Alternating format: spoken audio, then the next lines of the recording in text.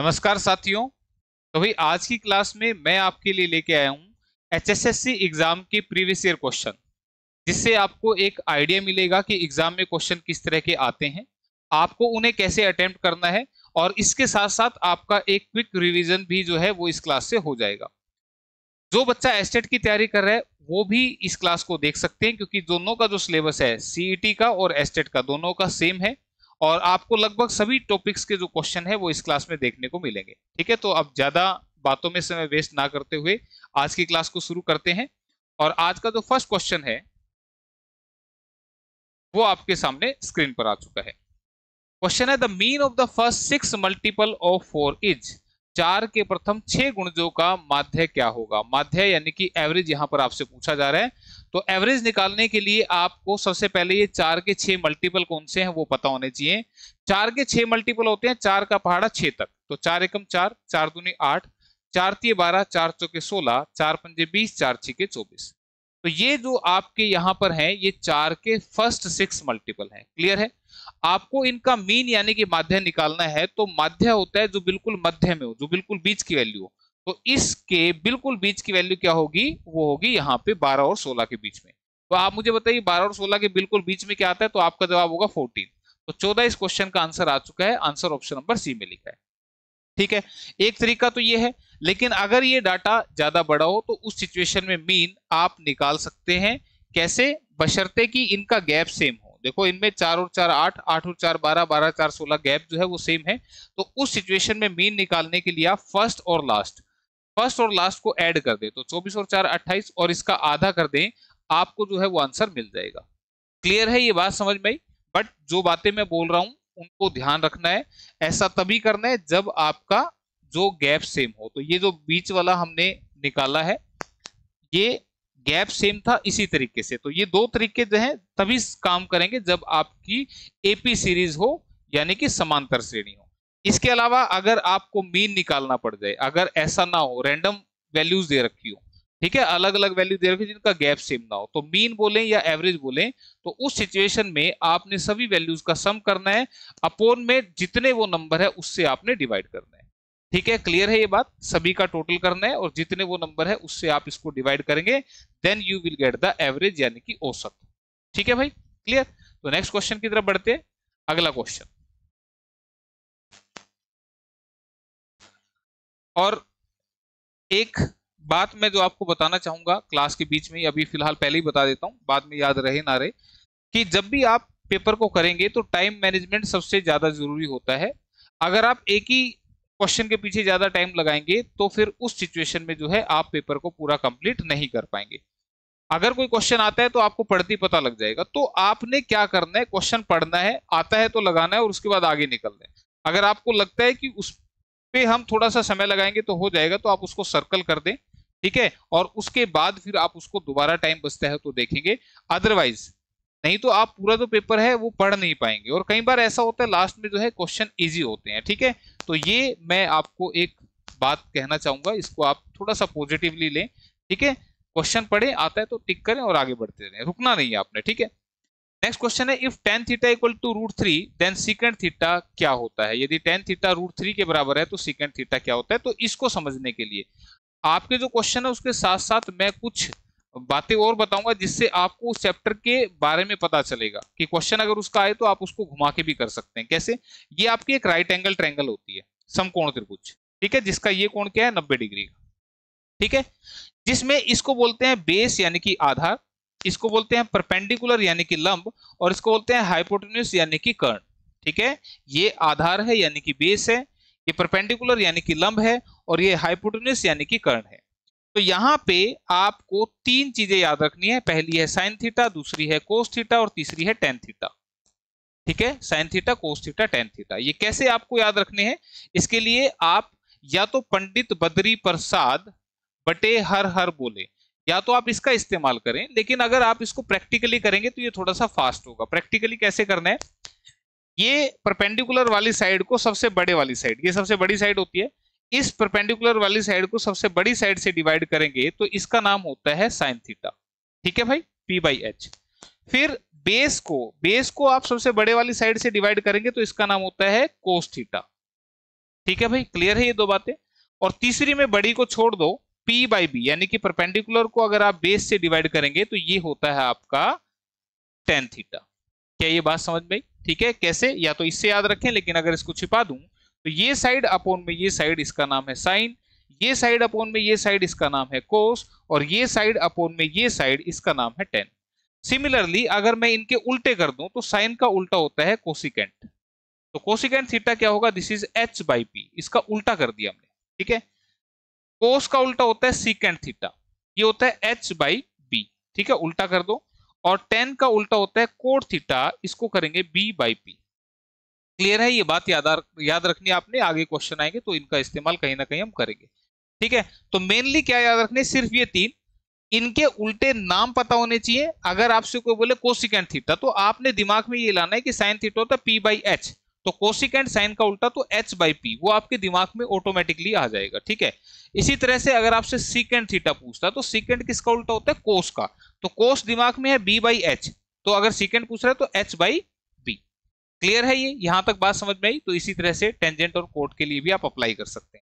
Clear. इसके अलावा एक आपने याद रखना है यहाँ पर Pythagoras theorem, which is P square plus B square equal to H square. ये है आपकी पाइथागोरस थ्योरम जो कहती है छोटी दोनों साइड, देखो सबसे बड़ी साइड है ये, छोटी दोनों साइड के स्क्वायर का टोटल जो है वो सबसे बड़ी साइड के स्क्वायर के बराबर होता है। ये पाइथागोरस थ्योरम है। क्लियर है, तो अब यहाँ पे हम चलते हैं अपने क्वेश्चन की तरफ, जिसमें गिवन है कि tan theta equal to root three, यानी कि आपको दिया है tan theta equal to root three, तो मैं इसको ऐसे लिख दूं तो कोई गलती यहां पर नहीं है। क्लियर है यहां तक? तो टेन थीटा रूट थ्री, यानी कि this is root three and this is one, क्योंकि मैंने अभी आपको बताया टेन थीटा होता है पी बाई बी, यानी कि ये बाई ये होता है आपका टेन थीटा। क्लियर है, तो यहां से जो हमें गिवन था उसके हिसाब से मैंने इसको निकाल लिया। अब हमसे पूछ रहा है सीकेंट थीटा क्या होगा, तो सीकेंट किसका उल्टा, कोस का उल्टा, कोस होता है ये बटे में ये, तो सीकेंट एच अपॉन में बी यहां पे हमें कैलकुलेट करना है, जैसा कि मैंने यहां पर लिखा भी है। तो इसके लिए मुझे पहले एच पता होना चाहिए। अब एच कैसे निकालते हैं उसके लिए अब मैं इस सारी चीज को हटा देता हूं और एच को सिखाता हूं एक प्रैक्टिकल चीज से। हालांकि मैं लगाऊंगा वही पाइथागोरस थ्योरम, बट थोड़ा सा प्रैक्टिकली समझने की कोशिश करें कि जब हमें छोटी साइड दे रखी है और बड़ी साइड आपको निकालनी है तो उसके लिए आप क्या करेंगे, इन दोनों छोटी साइड के स्क्वायर का टोटल करेंगे। ठीक है, और इसका ले देंगे रूट। यही है आपकी पाइथागोरस थ्योरम। पाइथागोरस थ्योरम यही है, बस याद ऐसे रखना है आपने कि जब सबसे बड़ी साइड निकालनी है तो बड़ी साइड निकालने के लिए छोटी साइड के स्क्वायर का आपने करना है सम, यानी कि टोटल, और उसका ले देना है आपने रूट। ठीक है, तो यहां से स्क्वायर से रूट कटा, ये बना तीन, ये बना एक, तीन और एक चार, चार का रूट निकालेंगे कितना बन गया, दो। ठीक है, यानी कि ये हमने निकाल दिया, ये आ गया हमारा टू। क्लियर है यहां तक बात समझ में? तो हमसे पूछ रहा था सीकेंट थीटा क्या होगा, तो सीकेंट थीटा मैंने बताया था ये अपॉन में ये, यानी कि two by one, answer is two. Two by one बोले या टू बोले, आंसर जो है वो आपका ऑप्शन बी रहेगा। क्लियर है यहां तक ये बात समझ में? तो जितनी बातें मैंने इस क्वेश्चन के साथ बताई है इनको याद रखना। ठीक है, याद रखोगे तो तुम्हारा फायदा होगा। अब जैसे ये पाइथागोरस मैंने लगा के दिखाई, एक बार और मैं लगा के दिखाना चाहता हूं आपको पाइथागोरस थ्योरम। उस सिचुएशन में अगर मुझे अब की बार ये बड़ी साइड दे रखी है और ये निकालनी है, ठीक है, बस ये जिसको आ गया तो पाइथागोरस वो कहीं पर भी लगा सकता है कि अब की बार बड़ी साइड दे रखी है और छोटी साइड आपसे एक पूछी जा रही है। तो इस सिचुएशन में जब छोटी साइड निकालनी है तो बड़ी साइड के स्क्वायर में से आपकी जो छोटी साइड है उसके स्क्वायर को करना है माइनस। ठीक है भाई, या तो उस फार्मूले में जो मैंने लिखा था P square plus B square equal to H square उसमें रखें बार बार आप, या इन चीजों को प्रैक्टिकली याद रखें तो आपको फायदा होगा। ठीक है, मैंने क्या बोला, जब छोटी साइड निकालनी है, कोई भी इन दोनों में से कोई भी छोटी निकालनी पड़े, सबसे बड़ी साइड के स्क्वायर में से इस जो छोटी साइड गिवन है उसके स्क्वायर को कर दे माइनस और ले दें रूट। इसको काटेंगे, ये कट गया, चार माइनस तीन कितना बन गया, एक, और एक का रूट क्या होता है, एक। ठीक है, तो ये आपके सामने आ जाएगी। क्लियर है, तो होप सो ध्यान से सुनेंगे। जिसको आती है चीजें वो स्पीड बढ़ा के भी देख सकते हैं, जरूरी नहीं है कि आप मेरे साथ ही चलो, आप स्पीड बढ़ा के भी चल सकते हैं, क्योंकि आपने जस्ट एक रिवीजन लेना है। ठीक है, रिवीजन लेना है, चीजों का एक आइडिया लेना है। क्वेश्चन नेक्स्ट क्या कह रहा है कि इफ 3 की पावर x प्लस 1 इंटू 2 की पावर n इक्वल टू 1728, तो n बाई x किसके बराबर होगा। ध्यान दीजिएगा, यहाँ पे ये इस तरीके से लिखा हुआ है, अगर वहां क्वेश्चन में दिक्कत आ रही है तो यहां से लिख लें, इंटू 2 की पावर n इक्वल टू 1728। ठीक है भाई, ये आपको दे रखा है। तो आपने क्या करना है, इस 1728 को ब्रेक करना है। ठीक है, कैसे? 2 से काटें, 2 अठे 16, 2 6 12, 2 चौके 8, 2 चौके 8, 2 तिया 6, 2 दूनी 4, 2 दूनी 4, 2 एकम 2 16, 2 एकम 2, 2 0, 2 अठे 16। ठीक है, अभी ऐसे मत काट देना, 2 एकम 2, 2 अठे 16, गलत हो जाएगा। ठीक है, 2 पंजे 10, 2 चौके 8, 2 दूनी 4, 2 सत्ते 14, फिर 3 से 9 पे, 3 से 3 पे और 3 से 1 पे। ठीक है भाई, तो यहां से 2 कितनी बार आ रहा है? 1 2 3 4 5 6, कितनी बार आया? 6 बार। और 3 कितनी बार आ रहा है? 1 2 3, 3 कितनी बार आया? 3। ठीक है भाई, क्लियर है यहां से? तो अब मैं यहां से अगर कंपेयर करता हूं तो इसका मतलब x प्लस 1 जो है वो मेरा 3 के बराबर है, n जो है वो मेरा 6 के बराबर है। ध्यान दीजिए, x प्लस 1 जो है वो 3 के बराबर है, क्योंकि 3 की पावर यहां पर ये है, यहां हमने सोल्व किया तो 3 की पावर 3 आ रहा है। तो यहां से x की वैल्यू कितनी आएगी? 2, ये एक उधर जाके माइनस हो जाएगा। और यहां से n की वैल्यू हमें डायरेक्टली कंपेयर करके मिल रही है, दिस इज 6। ठीक है, यहां तक कोई दिक्कत नहीं है। अब हमसे पूछ रहा था n बाई एक्स क्या होगा, तो n कितना है? 6 और x कितना है? 2, तो n बाई एक्स करेंगे तो हमें आंसर मिलेगा 3। तो right answer is option number C. Clear है, बात समझ में आ गई? तो इस तरीके से आपने करना है। नेक्स्ट क्वेश्चन की तरफ बढ़ते हैं।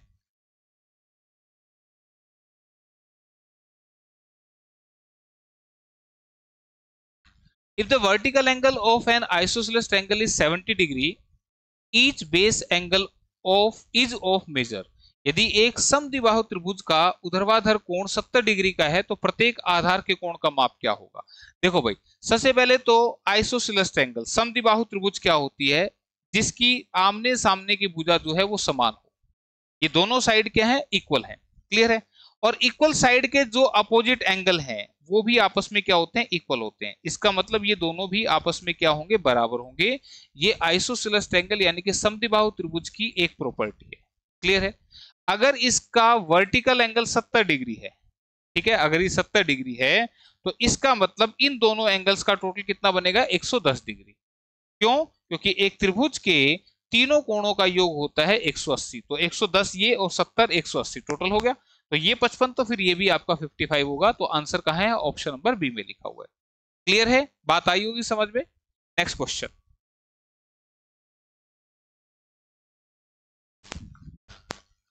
The number of real roots of 3, ये देखो क्वेश्चन मैं लिख देता हूं यहां पे, 3 की पावर 2x का होल स्क्वायर, 3 की पावर 2x का होल स्क्वायर माइनस 7x और प्लस में 7 इक्वल टू 9। ठीक है, यहां पर आपसे पूछ रहा है कि इसके वास्तविक मूलों की संख्या क्या होगी। इसका मतलब यहां पे ये जो इक्वेशन दे रखी है इसमें x की जो वैल्यूज है वो कितनी होंगी। तो जायज सी बात है, x की पावर यहां पर 2 दिखाई दे रही है तो आंसर जो है इसका वो 2 आएगा। क्यों? क्योंकि ये क्वाड्रेटिक इक्वेशन यहां बन रही है। तो सोल्व करने की आवश्यकता नहीं है, आंसर ऑप्शन नंबर बी है। लेकिन फिर भी मैं एक बार थोड़ा सा सोल्व करके बता दूं, बाई चांस आपसे पूछे कि कौन से इसके रूट्स होंगे तो उस सिचुएशन में कैसे सोल्व करना होता है। ठीक है, ये था आपका क्वेश्चन। यहां पे ये 3 की पावर में दे रखा है और इधर इक्वल टू 9 लिखा है, तो इस 9 को भी मैं 3 की पावर 2 लिख लेता हूं। ठीक है भाई, क्लियर है? तो बेस सेम हो गया तो पावर को आप इक्वेट कर सकते हैं, यानी कि 2x square minus 7x plus 7 is equal to 2। ठीक है, इस 2 को इधर लाएंगे तो ये माइनस हो जाएगा, तो ये 5 बन जाएगा और ये बन जाएगी इस तरह से एक क्वाड्रेटिक इक्वेशन। ठीक है, ये एक द्विघात समीकरण बन चुका है। तो 2 घात जितनी इसकी पावर है उतनी x की वैल्यू जाएंगी, यानी कि जब मैं इसको सोल्व करूंगा तो यहां से x की 2 वैल्यू मिलेगी। और यही वो पूछना चाह रहा था कि इसके रियल रूट्स कितने मिलने वाले हैं। तो आंसर इसका ऑप्शन नंबर बी रहेगा। ठीक है भाई, सोल्व कैसे करते हैं? सोल्व करने के लिए देखो, मल्टीप्लाई करके क्या आना चाहिए? अगर मैं गुणा करूं तो क्या आना चाहिए, और जोड़ करूं ऐड करूं तो क्या आना चाहिए? ऐड करूं तो देखो जो x के साथ लिखा है ये आना चाहिए, ऐड करने में कितना आना चाहिए? माइनस का 7। और मल्टीप्लाई करूं तो 5 गुना 2, 5 गुना 2 कितना आना चाहिए? 10। ठीक है, तो ऐसे 2 टुकड़े आपने बनाने हैं जिनकी गुणा बने 5 दूनी 10। देखो अगर यहाँ पे 1 होता ना, ऐसे x स्क्वायर लिखा होता, फिर ये गुणा करके आना चाहिए था, यानी कि फिर 5 ही आना चाहिए था। लेकिन अगर x स्क्वायर के साथ कुछ लिखा है तो मल्टीप्लाई करके इनका मल्टीप्लाई यानी कि 10 आना चाहिए, और ऐड करने से जो x के साथ लिखा है वो आना चाहिए। क्लियर? तो ऐसे 2 टुकड़े ढूंढो तो तुम कहोगे 5 दूनी 10, लेकिन ऐड करने से -7 जब बनेगा जब आप दोनों के साथ माइनस लगा देंगे। ठीक है, क्लियर है? तो अब इसको हम करेंगे, this is 2x square minus 5x minus के 2x। ये होता है स्प्लिटिंग द मिडल टर्म, ये मेथड जो है 7x को -7x को लिखा -5x -2x, ठीक है। फिर प्लस के 5 as it is equal to 0। इन दोनों के अंदर x कॉमन है तो यहाँ बचेगा 2x माइनस में 5, इसके अंदर -2 कॉमन है, दिस इज x माइनस 5। ये दोनों सेम आने चाहिए, नहीं तो गलत हो जाएगा, ठीक है। सॉरी, यहां से 2x प्लस 5 था ना, हाँ क्या गलती कर दी मैंने, माइनस का 1 कॉमन लेना था, ठीक है। माइनस का 1 कॉमन लेंगे तो यहां से, एक मिनट मैं दोबारा लिख देता हूं थोड़ा सा, क्योंकि इनमें कुछ कॉमन नहीं है ना, तो माइनस का 1 कॉमन लेंगे तो यहां से बनेगा 2x और यहां से माइनस के 5, ठीक है। ये दोनों सेम आने चाहिए आपके, तो यहां से 2x माइनस 5 फर्दर दोनों में कॉमन है तो यहां से बनेगा x माइनस 1, ठीक है भाई, क्लियर है। ये हमारी क्वाड्रेटिक इक्वेशन सोल्व कर दी हमने, जहां से x की वैल्यू के लिए हम 2x माइनस 5 को 0 रखेंगे, यहां से 2x की वैल्यू आएगी 5 और x की वैल्यू आएगी 5/2। सिमिलरली x माइनस 1 को 0 रखेंगे तो x की वैल्यू आएगी 1। तो ये है वो x की दो वैल्यूज, ठीक है। तो आपको ये सोल्व करनी भी आनी चाहिए, तो ये मैंने बता दिया आपको, ठीक, क्लियर। तो चलते हैं फिर नेक्स्ट क्वेश्चन की तरफ। अगला question,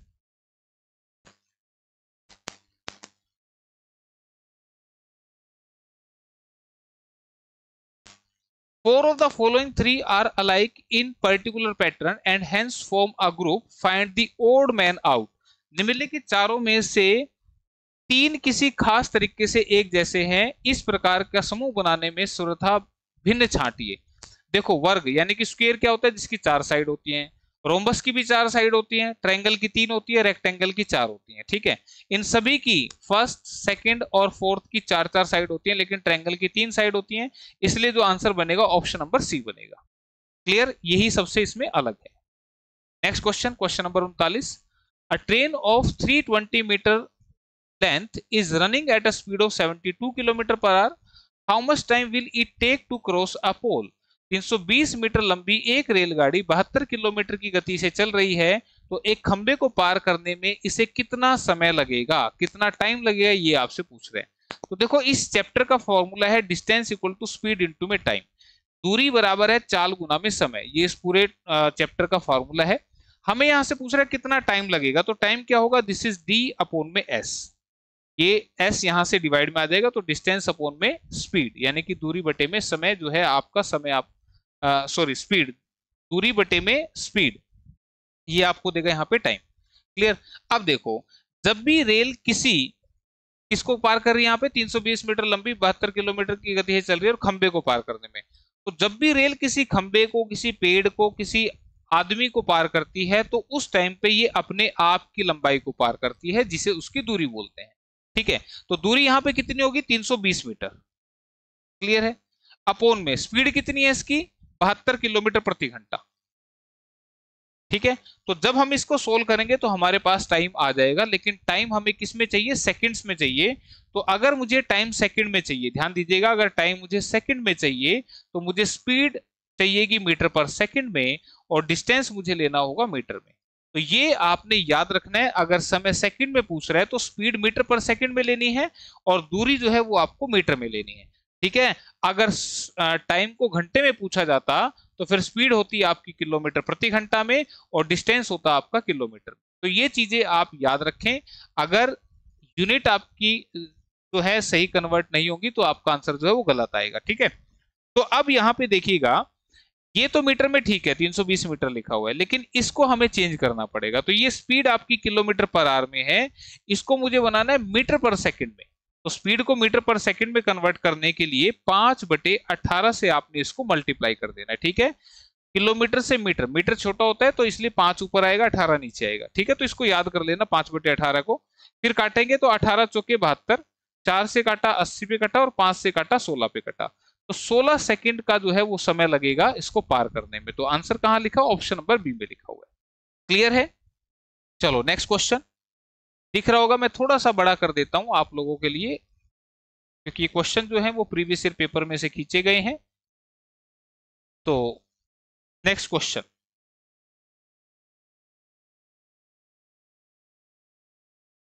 if alpha and beta are the roots of equation then alpha square plus beta square is equal to. यदि अल्फा और बीटा इस इक्वेशन के मूल हैं तो alpha square plus beta square की वैल्यू क्या होगी।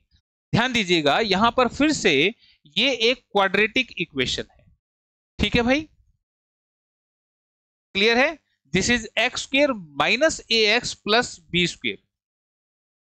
ठीक है, यहां पे आपको बता दूं इसके रूट्स यानी कि मूल, अभी मैंने आपको ऐसी क्वाड्रेटिक इक्वेशन सोल्व करनी सिखाई थी और यहां से मैंने एक्स की वैल्यूज निकाली थी। तो एक्स स्क्वेयर यानी कि एक्स की कितनी वैल्यू आएंगी? 2। जितनी इसकी पावर उतनी यहां पर वैल्यू आएंगी, तो कितनी वैल्यू आएंगी? 2 वैल्यू आएंगी। अगर मैं इस एक्स की दोनों वैल्यूज को अल्फा और बीटा का नाम दे दूं, अगर मैं इनको नाम दे दूं अल्फा और बीटा, यानी कि एक्स की जो 2 वैल्यू है इनके हमने नाम रख दिए, एक का नाम अल्फा और एक का नाम बीटा। तो अल्फा और बीटा एक्स की वो वैल्यूज होंगी जिसे मैं जैसे इसमें पुट करूंगा तो इसका रिजल्ट 0 आएगा। ठीक है भाई, थोड़ा सा बेसिक भी बता रहा हूं साथ के साथ। तो यहां से अब जो आपने याद रखना है वो क्या रहा, याद रखना है सबसे पहली बात कि सबसे पहले एक्स स्क्वायर के साथ कोफिशिएंट 1 होना चाहिए। तो यहाँ पे 1 ही है ऑलरेडी, अगर कुछ नहीं लिखा हो तो वो 1 है।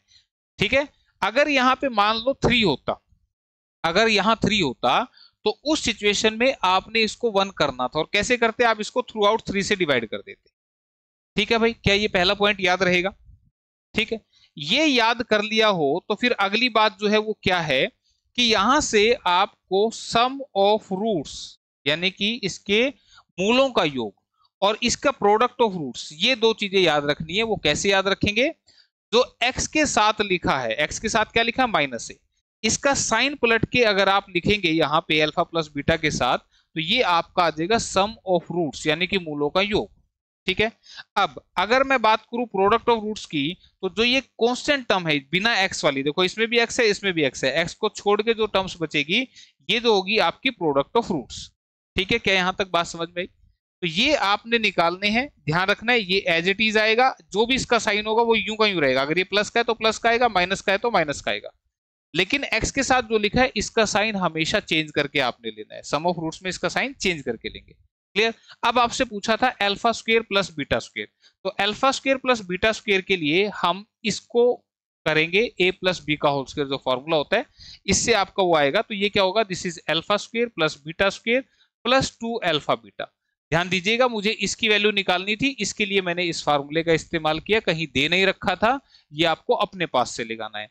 ठीक है, तो इसकी वैल्यू के लिए अल्फा प्लस बीटा का होल स्क्वायर, इसको इधर ले आएंगे, दिस इज 2 अल्फा बीटा, और ये आपको देगा alpha square plus beta square. Clear है? अब सारी वैल्यूज आपके पास है, जस्ट रख दें। अल्फा प्लस बीटा की वैल्यू है a, यानी कि this is a square minus में 2 अल्फा बीटा, तो 2 अल्फा बीटा की वैल्यू क्या है? b square. ठीक है, तो ये आ जाएगा आपका answer a square minus 2 b square. तो a square minus 2 b square option number A में लिखा हुआ है। ठीक है भाई, क्लियर है ये बात? तो ये चीज याद रखना, आगे जो इस तरह के क्वेश्चन है उनमें आपको इससे बेनिफिट मिलेगा। क्लियर?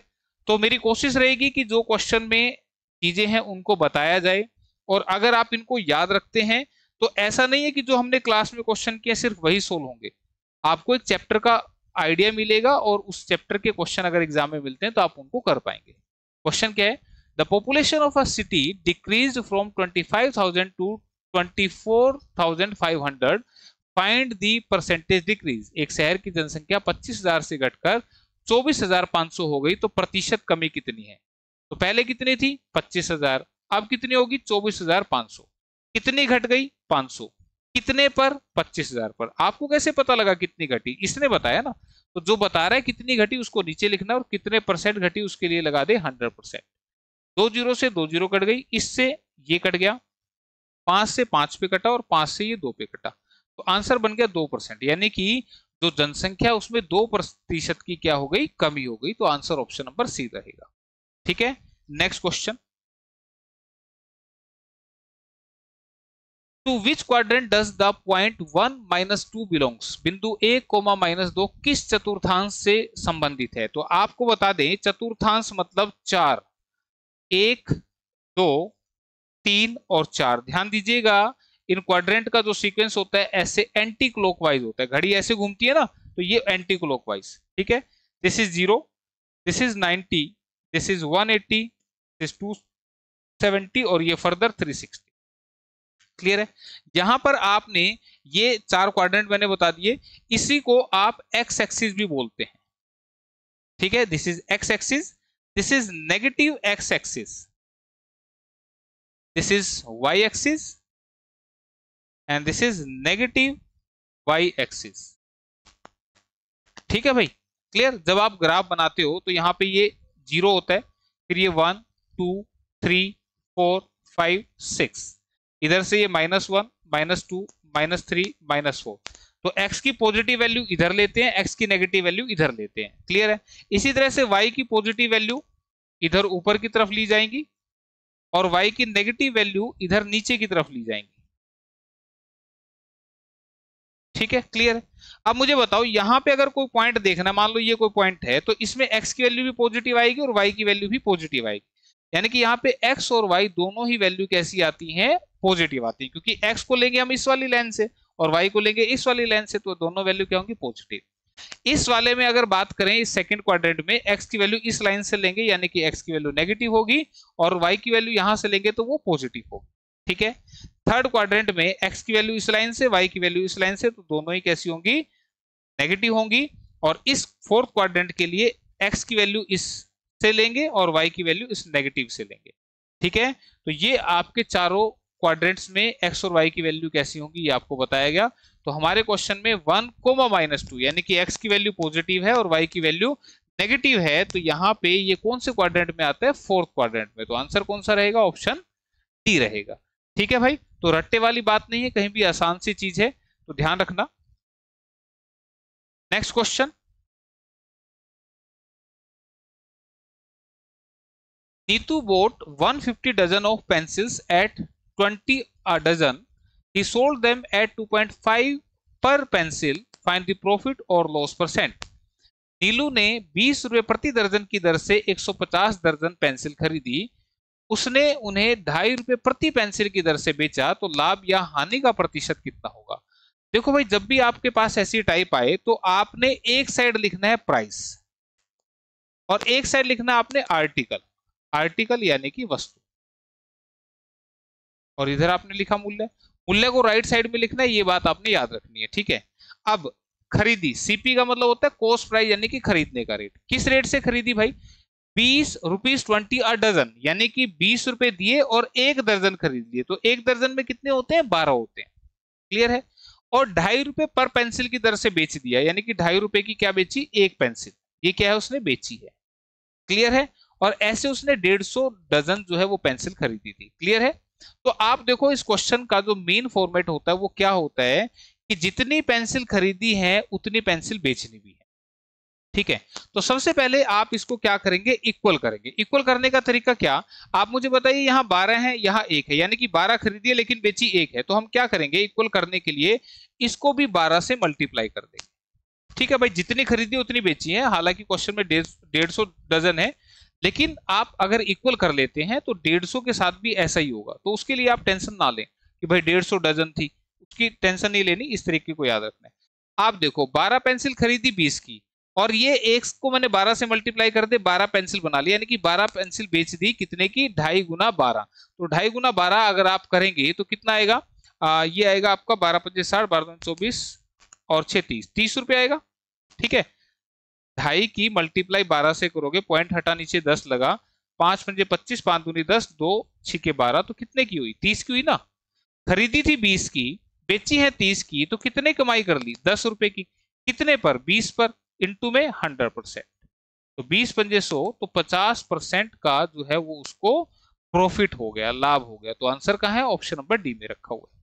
बात आई समझ में। तो ये बेसिक फॉर्मेट है इस टाइप के क्वेश्चन को करने का, कि आप इसको जो है इस तरह से कर लें, और इसको आप ट्रिकी भी कर सकते हैं। ट्रिक करने के लिए, ये तो देखो मेन कंसेप्ट है, इससे अगर क्वेश्चन जैसे 2 बार खरीद के 1 बार बेचने वाला भी आता है तो वो भी हो जाएगा। लेकिन अगर आपको लगता है कि नहीं हमें कुछ ट्रिकी चाहिए, तो उस सिचुएशन में आप इसको क्या कर सकते हैं, इसको ऐसे मल्टीप्लाई कर सकते हैं। 1 × 20 20 आएगा, 12 × 2.5 करेंगे तो 12 × 2.5 करेंगे तो ये 30 आएगा।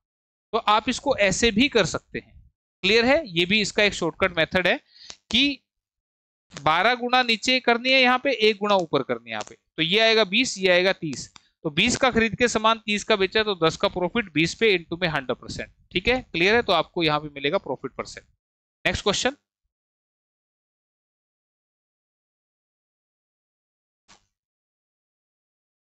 What is the value of इसकी वैल्यू आपको बतानी है। This is a plus B cube plus a minus B cube plus 6a into A square minus B square. ठीक है, तो मैं एक बार इसको लिख देता हूं, a प्लस बी का cube plus a minus B का क्यूब और प्लस में 6a इंटू में ए स्क्वेयर माइनस बी। ठीक है, तो ये फॉर्मूला है, इस फॉर्मूले को खोलते हैं। This is a cube plus B cube plus 3ab into a plus b. Similarly इसको खोलेंगे तो ये बनेगा a cube minus B cube minus 3ab into a minus b. Plus वाले में सारा प्लस चलता है, माइनस वाले में सारा माइनस चलता है। प्लस में इसकी मल्टीप्लाई इससे करेंगे तो ये बनेगा 6a क्यूब, 6a की a से करें, a स्क्वायर से करेंगे तो ये 3 बार आ जाएगा, और माइनस में 6ab स्क्वायर। क्लियर है भाई, इसकी मल्टीप्लाई इससे कर दी। ठीक, अब देखो यहाँ पे b क्यूब से b क्यूब कट गया, इसका काम खत्म हो गया। क्लियर है, a क्यूब कितना बन गया 6a क्यूब, ओ सॉरी 2a क्यूब, 6 क्यूब बन गया भाई, 2 बन गया, एक बार और एक बार कितने बन गया 2 बार। अब देखो ये इसकी मल्टीप्लाई करूंगा तो क्या बनेगा 3ab इंटू ए, तो 3a स्क्वायर b। इसकी मल्टीप्लाई इससे करेंगे तो 3ab स्क्वायर। क्लियर है, इसकी मल्टीप्लाई इससे करेंगे तो माइनस के 3a स्क्वायर b। इसकी मल्टीप्लाई इससे होगी तो माइनस माइनस प्लस, 3ab की मल्टीप्लाई इससे होगी तो 3ab स्क्वायर। ठीक है भाई, प्लस में 6a स्क्वायर आगे का एज इट इज लिख। अब देखो यहाँ पे ये है 3a square b, 3a square b और 3a स्क्वायर b, नहीं सॉरी a स्क्वायर b वाला कहाँ है, ये रहा a स्क्वायर b और a स्क्वायर b, ये दो आ रहा है ना, 3a square b 3a square b, तो ये आपस में कैंसिल आउट हो जाएगा। क्लियर है, अब 3ab स्क्वायर और 3ab स्क्वायर कितने बनेंगे 6ab स्क्वायर, और 6ab स्क्वायर यहाँ भी लिखे हुए हैं, तो ये भी आपस में क्या हो जाएंगे कैंसिल हो जाएंगे। बच्चे क्या 6a स्क्वायर और 2a क्यूब, a क्यूब है यहाँ पे, क्या था गलती कर दी, a क्यूब आएगा भाई, यहाँ पे a क्यूब था, देखो ऊपर क्यूब लिखा है, तो 6 और 2 कितने बन गए 8a क्यूब, तो 8a क्यूब ये बनेगा आपका आंसर। कहां लिखा, ऑप्शन नंबर बी में लिखा 8a क्यूब। क्लियर है, तो बस आपको ये फॉर्मूले खोलने थे और मल्टीप्लाई करके आपको आंसर पे पहुंच जाना था। Next question,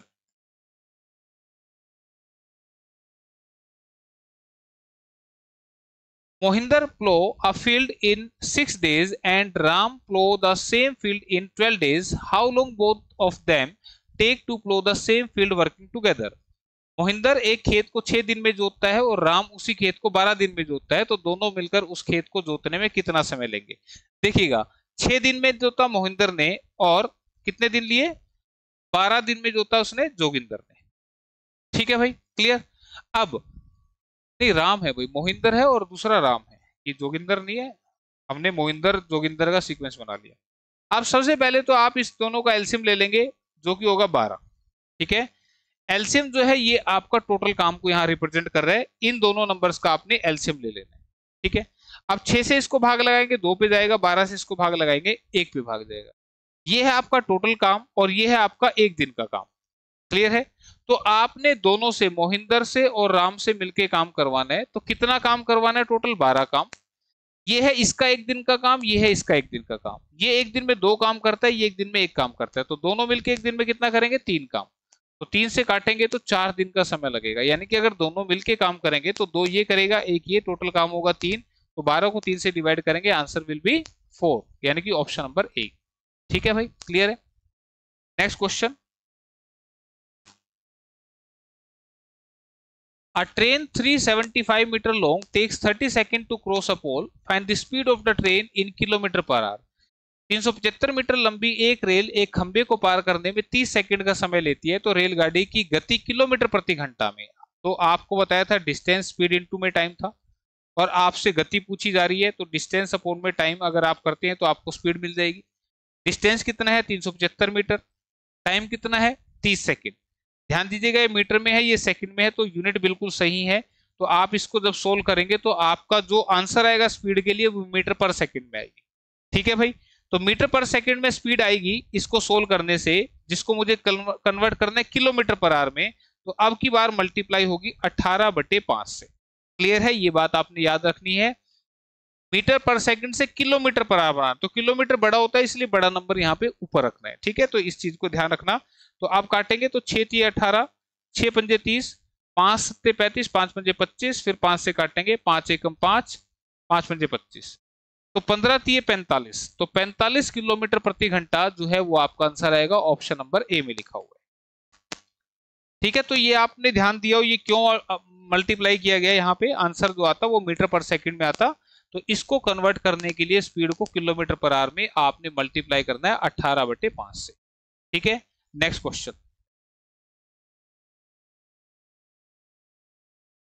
The angle of depression of an object from a tower of height 150 meter is 30 degree. The distance of the object from the tower is 150 metre ऊंचाई वाले एक टावर से एक वस्तु का अवनमन कोण 30 डिग्री का है, तो टावर की वस्तु से दूरी क्या है। ध्यान दीजिएगा, ये कोई एक टावर है और यहां पर ये एंगल बना रहा है 30 डिग्री का। इस टावर की जो हाइट है वो 150 मीटर है और आपसे ये डिस्टेंस पूछना चाह रहे हैं कि जो टावर से ये जो ऑब्जेक्ट है ये कितनी दूरी पर है। ठीक है, तो इसके लिए मैंने एक एडवांस मैथ की क्लास ली थी जिसमें मैंने इन चीजों को सिखाया था, तो अगर आपने वो क्लास नहीं देखी है तो मैं आपको बता दूं, ये याद रखना कि जब किसी भी एक राइट एंगल ट्रायंगल में यहाँ 30 डिग्री एंगल आ जाए तो इस साइड की वैल्यू, परपेंडिकुलर साइड की वैल्यू होती है 1, इस बेस साइड की वैल्यू होती है √3 और इस सबसे लंबी साइड की वैल्यू होती है 2। इसको याद रखना आपने।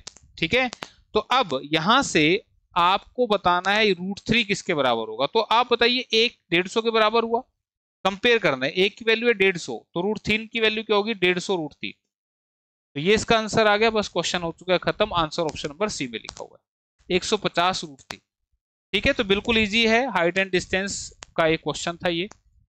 नेक्स्ट क्वेश्चन आपके लिए जो कि है आपका एक ज्योमेट्री सेक्शन का question. 3 vertices of a parallelogram are 1, 3, 2, 0 and 5, 1. The fourth vertex is, एक समांतर चतुर्भुज के 3 शीर्ष आपको दे रखे हैं, चौथा शीर्ष क्या होगा। तो इसके लिए सबसे पहले समांतर चतुर्भुज क्या होता है, पैरेललोग्राम, वो होता है आपका कुछ इस तरीके का। ठीक है भाई, क्लियर है। इसके शीर्ष दे रखे हैं आपको 1, 3, दूसरा शीर्ष है आपका 2, 0, तीसरा है आपका 5, 1 और चौथा आपसे पूछ रहा है तो इसको हमने ले लिया x, y। क्लियर है, ये बात आई समझ में। तो अब मैं आपको बता दूं, यहां पर हम बात करेंगे मिड पॉइंट फार्मूला की, और मिड पॉइंट फार्मूला क्या है, बड़ा सिंपल सा साधारण सा एक फार्मूला है जो इसका आंसर निकालेगा। मिड पॉइंट फार्मूला, अच्छा एक बात और याद रखना, ये ऐसे नहीं कि कहीं भी रखें, एक यहां रख दिया, दूसरा यहां रख दिया, तीसरा यहां, इनको सीक्वेंस में रखना, या तो आप ऐसे सीक्वेंस में रखें या ऐसे, जहां से भी रखें आप सीक्वेंस में रखें वैल्यूज को। तो मिड पॉइंट फार्मूला क्या कहता है कि ये एक लाइन है और ये दूसरी लाइन है जिसको हम इसके डायगोनल बोलेंगे, यानी कि विकर्ण बोलेंगे। क्लियर है, ये जो विकर्ण है एक दूसरे को 2 इक्वल पार्ट्स में डिवाइड करते हैं। ठीक है भाई, यानी कि ये जो लाइन है ये जितनी इधर है उतनी इधर है, इसी तरह से ये जो लाइन है जितनी इधर है उतनी इधर है, यानी कि किसी पैरेललोग्राम के समांतर चतुर्भुज के जब हम डायगोनल मिलाएंगे आपस में तो वो एक दूसरे को बाइसेक्ट करेंगे। ठीक है, तो बाइसेक्ट कर रहे हैं तो इसका मतलब इस पूरी लाइन का ये क्या है, एक मिडल पॉइंट है, मिड पॉइंट है। तो इस मिड पॉइंट को कैसे निकालते हैं, उसके लिए आपने पहली दोनों वैल्यूज को प्लस करके 2 से डिवाइड कर देना है। सिमिलरली दूसरी दोनों वैल्यूज को प्लस करके 2 से डिवाइड कर देना है। तो 6/2 यानी कि 3, 4/2 यानी कि 2। तो जैसे ही आप इसको करते हैं तो आपको ये जो मिड पॉइंट है इसके कोऑर्डिनेट्स यानी कि निर्देशांक मिल जाएंगे। क्या ये बात समझ में आई? And this formula is mid point formula. क्या है मिड पॉइंट फॉर्मूला, फिर से बता देता हूं। ये एक लाइन है, ये बिल्कुल बीच का पॉइंट है, इस बीच के पॉइंट को निकालने के लिए पहली दोनों वैल्यूज को आपने प्लस करके 2 से डिवाइड करना है। सिमिलरली दूसरी दोनों वैल्यूज को प्लस करके 2 से डिवाइड करना है, आपको ये बीच का पॉइंट मिल जाएगा। ठीक है, फिर से, अब ये एक लाइन है, इन दोनों का बिल्कुल बीच का पॉइंट है ये वाला। तो ये बीच का पॉइंट कैसे निकला होगा, जब हमने पहली दोनों वैल्यूज को प्लस किया होगा, यानी कि x + 2 किया होगा और 2 से डिवाइड किया होगा, तो हमें ये पहला पॉइंट मिला होगा। जैसे कि मैंने यहाँ पे समझाया भी आपको, पहली दोनों वैल्यूज को प्लस करके 2 से डिवाइड करेंगे तो ये पहला वाला पॉइंट आएगा। तो यहाँ से x + 2 इसको मल्टीप्लाई करेंगे 6 और x की वैल्यू कितनी आएगी 4। क्लियर है। सिमिलरली y + 0 यानी कि दूसरी वैल्यूज को जब हमने प्लस किया और 2 से डिवाइड किया तो हमें मिला है ये दूसरा पॉइंट विच इज 2। तो 2 दूनी 4, y प्लस 0 4 है तो y की वैल्यू कितनी आ गई 4। तो यही हमसे पूछ रहा था कि जो चौथा पॉइंट है उसके कोऑर्डिनेट्स क्या होंगे, तो आंसर बनेगा 4 4, क्योंकि x और y की वैल्यू क्या है 4 4, तो आंसर ऑप्शन नंबर बी रहेगा आपका। क्लियर है, बात समझ में आ गई भाई? आसान था, कोई मुश्किल नहीं है, बशर्ते कि आपको ये चीज पता हो। ठीक है, next question. If a man were to sell his hand card for rupees 720, he would lose 25%. What must be selling price if he were to gain 25%? एक व्यक्ति अपना ठेला 720 रुपए में बेचता है तो उसे 25% की हानि होगी। यदि उसे 25% का लाभ कमाना है तो सेलिंग प्राइस क्या होगा? तो देखिए भाई, 720 रुपए में अगर कोई सामान बेचा तो उसे 25% हानि हुई, इसका मतलब उसका 100 पे 25 का नुकसान हो गया, तो इसका मतलब उसने 75% में बेचा। क्या ये बात समझ में आई? 25% हानि का मतलब 100 पे 25 का नुकसान, तो इसका मतलब 75 में बेचा, तो 75 की वैल्यू आपको दे रखी है और वो कह रहा है कि 25% के लाभ के लिए सेलिंग प्राइस क्या होगा। तो 25% लाभ का मतलब उसको अब 100 के 125 बनाने, तो 125% की वैल्यू आपने निकाल देनी है। किसी को परसेंटेज से तकलीफ है तो उसको हटा सकता है। अगर 75 की वैल्यू 720 है तो एक की वैल्यू होगी 720 बटे 75, और 125 की वैल्यू के लिए इसको मल्टीप्लाई कर देंगे 125 से।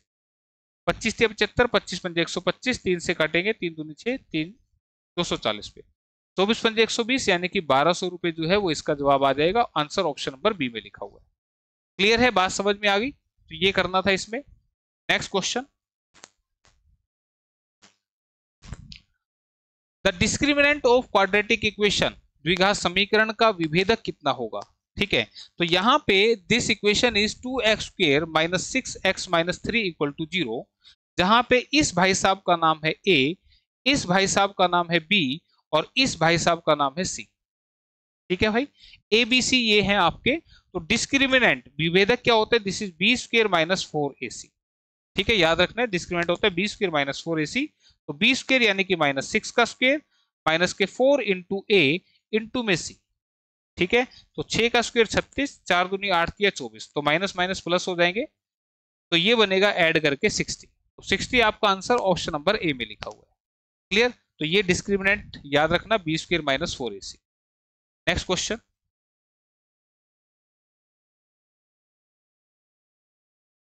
a sum of money doubles itself in 4 years at compound interest, it will amount to 8 times itself at the same rate of interest is। एक धनराशि चक्रवृद्धि ब्याज पर 4 वर्षों में डबल हो जाती है, तो समान ब्याज दर पर वह धनराशि कितने साल में 8 गुनी हो जाएगी? ध्यान दो, मेरे पास 1 रुपया था और वो 2 हो गए, डबल हो गए ना, कितने साल में हुए? 4 साल में। तो मैं चाहता हूं कि मेरा वही 1 रुपया 8 गुना, यानी कि 8 गुने का मतलब एक क्यों मानते हैं? क्योंकि एक का डबल 2 ही होगा, एक का 8 गुना 8 होगा, एक का जितना गुना बोलेगा वो उतना ही नंबर हो जाएगा। तो बोल रहा है ये कितने सालों में होएगा, ये हमसे पूछना चाह रहा है। ठीक है, तो इसको सोल्व कैसे करते हैं? इसको लिखेंगे 2 की पावर 1, इसको लिखेंगे 2 की पावर 3 और इसको लिखेंगे 2 की पावर 0। एक को लिख सकते हैं 2 की पावर 0, किसी की पावर 0 जो होती है वो 1 होती है। 2 की पावर ही क्यों लिखा? क्योंकि यहाँ पे ये 2 की पावर्स में जो है आपका क्वेश्चन चल रहा है। ये है 2 की पावर 1, ये है 2 की पावर 3, 2 गुना 2 गुना 2 करेंगे तो 8 आएगा। क्लियर, अब यहाँ 0 से 1 पावर तक जाने में लगते हैं 4 साल। भाई 0 से 1 तक 4 साल लगे, फिर 0 से 3 तक जाना हो तो 4 3 12 साल लगेंगे। यही आपका आंसर है, यही पूछना चाह रहा था, कितने साल का समय लगेगा? आंसर ऑप्शन नंबर बी में लिखा हुआ है। ठीक है भाई, बात आई समझ में? तो इसी के साथ नेक्स्ट क्वेश्चन की तरफ बढ़ेंगे। Tickets number from 1 to 25 are mixed up together and a ticket is drawn at random, what is the probability that the ticket drawn contains a prime number? तो प्रोबेबिलिटी का क्वेश्चन है। 1 से 25 तक क्रमांकित टिकटों को एक साथ मिला दिया जाता है और टिकट को यादृच्छिक रूप से निकाला जाता है, यानी कि बिना देखे निकाला जाता है। क्या संभावना है कि निकाले गए टिकट में एक अभाज्य संख्या होगी? ठीक है, तो आपको बता दें 1 से 100 तक की अगर बात करें तो टोटल 25 अभाज्य संख्या आती हैं, 25 प्राइम नंबर आते हैं। 1 से 50 तक की बात की जाए तो 15 प्राइम नंबर आते हैं, और अगर 1 से 25 तक की बात की जाए तो 9 प्राइम नंबर आते हैं। अगर आप लिखना भी चाहें तो लिख के देख सकते हैं। 1 से 25 तक 2 3 5 7 11 13 17 19 23। ठीक है, 1 2 3 4 5 6 7 8 9, टोटल कितने हैं? 9। तो आप देखिए 1 से 25 तक की टिकट है और उसमें से आपने आंख बंद करके एक नंबर निकाला, वो प्राइम नंबर हो, तो प्राइम नंबर इन 9 में से कोई एक हो सकता है। और टोटल कितने हैं हमारे पास? 25। तो आंसर प्रोबेबिलिटी कितनी बनेगी? 9/25, ऑप्शन नंबर सी। ध्यान दीजिएगा, मैं फिर से बता रहा हूं, प्रोबेबिलिटी क्या होता है? उसकी होने की संभावना बटे में कुल संभावना। तो कुल संभावना क्या है? 25। हमारे पास टोटल ऑप्शन कितनी है? 25। 25 में से एक टिकट निकालनी है और इनमें से कोई एक, तो कितने हैं? 9। 9 में से कोई एक हो सकता है, तो 9/25 जो है इसकी संभावना है कि वो टिकट जो है वो आपका एक प्राइम नंबर होगा। ठीक है, नेक्स्ट क्वेश्चन मैं लिख देता हूं बोर्ड पे, थोड़ा छोटा छोटा दिखाई दे रहा है। इफ 4 की पावर n माइनस 4 की पावर n माइनस 1 अगर 48 है, तो n की पावर n किसके बराबर होगा? 4 की पावर n माइनस 4 की पावर n माइनस 1, ये अगर 48 के बराबर है, तो n की पावर n आपसे पूछ रहा है किसके बराबर होगा। क्लियर है? तो अब देखो, यहां पे देखो 4 की पावर n आपको कॉमन दिखाई दे रहा है, ये 4 की पावर n आपको कॉमन दिखाई दे रहा है, तो इसको कॉमन ले लिया तो यहां बचा 1, और यहाँ पे 4 की पावर क्या बचा? -1। ध्यान दीजिएगा, यहाँ पे यही स्टेप मेन था कि जब आपने इसको बाहर ले लिया, कॉमन ले लिया, तो ये 4 की पावर -1 होगा। बेसिकली क्या होता है? 4 की पावर n-1 जो होता है, दिस इज 4 की पावर n इंटू 4 की पावर -1, ये ऐसे लिखा जाता है। ठीक है, बेस सेम होता है मल्टीप्लाई में, तो ये पावर ऐड होती है, तो इसको आप कॉम्पैक्ट करके ऐसे लिखते हैं। ठीक है, ये लॉज ऑफ इंडिसेस, घातांक के नियम है। ठीक है, तो हमने इसको कॉमन लिया, तो यहाँ पे पीछे क्या बचा? 4 की पावर -1। अब 4 की पावर -1 को लिखेंगे 1/4। ठीक है, इस नेगेटिव पावर को पॉजिटिव बनाने के लिए 1/4 लिखेंगे। तो अब सोल्व करेंगे, 4 एकम 4, 4 में से गया 3/4, 4 की पावर n लिखा ही हुआ था, दिस इज 48, 3 से काटेंगे 16 पे कटेगा, यहां से 4 की पावर n जो आएगी 4 गुना 16 64। ठीक है भाई, क्लियर है? अब 64 को हम लिख सकते हैं 4 की पावर 3, 4 गुना 4 गुना 4 करके देखो, 4 चौके 16 चौके 64 आएगा।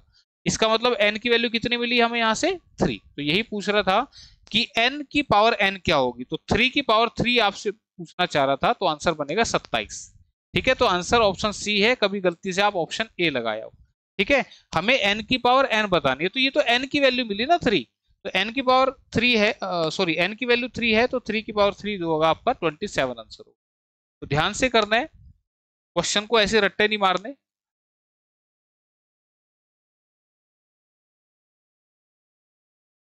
अगला क्वेश्चन है कि if a + 1 3a 4a + 2 are in arithmetic progression, then the value of a is. यदि a + 1 3a 4a + 2 समांतर श्रेणी में है, तो a का मान क्या होगा? देखो, अब इस तरह का क्वेश्चन जो है, इसको करने का सबसे आसान तरीका बाय ऑप्शन। देखो क्या, मैं हालांकि कंसेप्ट सिखाऊंगा। एपी सीरीज समांतर श्रेणी क्या होती है? जिसमें दो टर्म्स के बीच का गैप जो है वो सेम होता है।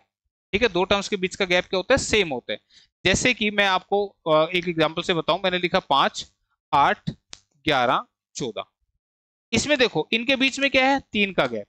8 से 11 3 का गैप, 11 से 14 3 का गैप, तो इसको बोलते हैं आप समांतर श्रेणी। ठीक है, तो आप मुझे बताइए, अगर मैं a को 0 रखूंगा तो ये बनेगा 1, ये बनेगा 1, a को 0 रखूंगा तो ये हो जाएगा 0, अगला टर्म क्या हो जाएगा? 4 + 2 यानी कि 6। तो क्या इनका गैप सेम आ रहा है? नहीं आ रहा, तो इसका मतलब ये आंसर है ही नहीं। अगर मैं ऑप्शन बी का इस्तेमाल करूं, तो इसको अगर मैं 2 रखूंगा तो 2 + 1 बनेगा 3, अगर a को 2 रखूंगा तो ये बनेगा 6, a को 2 रखूंगा तो 4 दूनी 8 और 2 10। ठीक है भाई, तो आप देखो यहाँ 3 का गैप है, यहाँ 4 का गैप है, तो ये भी जो है आपकी एपी सीरीज नहीं है। क्लियर है? अगर मैं a को 1 रखता हूं तो 1 + 1 कितना बनेगा? 2, a को 1 रखूंगा तो ये बनेगा 3, और a को 1 रखूंगा तो 4 एकम 4 और 2 6, तो ये भी आपकी एपी सीरीज नहीं है। तो जाहिर सी बात है, ऑप्शन डी आपका आंसर आ गया। करने की जरूरत नहीं है, फिर भी देखना चाहो तो कर सकते हो। तो 3 रखूंगा a को, तो 3 और 1 4, 3 रखूंगा तो 3 3 9, फिर 3 रखूंगा 4 3 12 और 2 14, तो 4 और 5 9, 9 और 5 14। देखो गैप सेम आया ना, तो आंसर बना ऑप्शन नंबर डी। क्लियर है? तो ये इसका एक तरीका है। अगर आपको लगता है कि नहीं हम डिटेल से करना चाहते हैं, तो फिर डिटेल सेक्शन क्या कहता है? डिटेल सेक्शन ये कहता है कि अगर ए बी सी एपी में है, अगर ये एपी में है, तो b - a का जो गैप होगा वही c - b का भी होगा। यानी कि इसमें से इसको माइनस करेंगे, जो गैप आएगा वही इसमें से इसको माइनस करने से आएगा। तो इसी को अब यहाँ पे अप्लाई करेंगे तो 3a माइनस में a+1 का जो गैप होगा वही 4a+2 में से 3a को माइनस करने पे आएगा। क्लियर है? तो इसको जब करेंगे सोल्व तो 3a minus a minus 1 4a+2 minus 3a, 3a में से 1 गया 2a माइनस 1, 4a में से 3a गया तो a+2, इस a को इधर ले आएंगे तो a और ये इधर जाएगा तो प्लस हो जाएगा, तो a की वैल्यू आपको 3 मिलेगी। क्लियर है? तो अगर आप बाई ऑप्शन नहीं करना चाहते हैं तो ये है इसका डिटेल कंसेप्ट। ठीक है, याद रखना एपी सीरीज का अगर क्वेश्चन आता है तो। Next question, the maximum area of rectangle inscribed in the circle width x+1 का स्क्वायर प्लस y-3 का स्क्वायर इक्वल टू 64 के भीतर अंकित किए गए एक आयत का अधिकतम क्षेत्रफल कितना होगा।